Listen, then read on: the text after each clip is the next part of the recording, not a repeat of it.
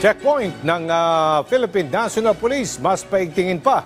Hindi lang dahil sa dumaraming nahuhuling lumalabag sa election gun ban, kundi dahil na rin sa banta ng road rage. Nagbabalik si Ryan Lesigas sa sentro ng balita. Habang papalapit ang 2025 midterm elections, patuloy din ang pagtaas ng bilang ng mga lumalabag sa election gun ban. Batay sa pinakahuling tala ng PNP, umabot na sa mahigit 2,000 ang naaresto sa inilatag na checkpoints sa iba't ibang bahagi ng bansa.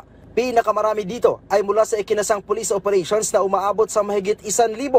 Kaugnay nito ay umabot na sa mahigit 2,000 ang nare-recover na iba't ibang kalibre ng baril ng mga otoridad. Sa harap nito, ang Volunteers Against Crime and Corruption o VACC nanawagan sa PNP na paigtingin ang police visibility.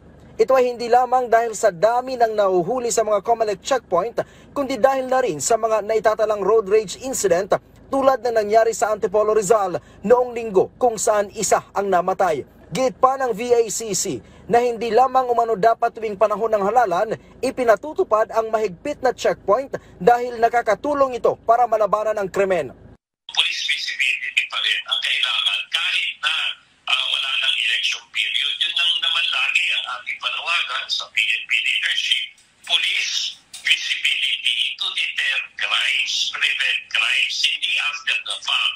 Una dito, ipinag-utos na ng pamunuan ng pambansang pulisya sa mga tauhan ng PNP Highway Patrol Group ang pagsasagawa ng checkpoint sa iba't ibang lugar sa bansa. Kasama naman po talaga yan. Wala naman po kaming exemption. But I guess yung mga tao po natin, yung flow po ng traffic po yung hinahabol natin. Remember, napapansin yun, yung mga motor nga, it causes so much disruption sa flow ng traffic natin. But we will make a study po para matapos po yan. Giit ni PNP Chief Police General Romel Francisco Marbil, hindi lamang ang mga motorsiklo ang dapat na i-inspeksyonin sa pagdaan sa checkpoint, kundi maging ang mga four-wheel vehicle. Pero mahigpit din ang paalala ng hepe ng pambansang pulisya na pairali ng Plainview Doctrine sa pagsasagawa ng checkpoint. Ibig sabihin, hindi maaring halugugin ng mga pulis ang loob ng isang sasakyan na dumadaan sa checkpoint hanggat walang sapat na rason o basihan. Mula dito sa Campo Crame, Ryan Lesigas para sa Pambansang TV sa Bagong Pilipinas.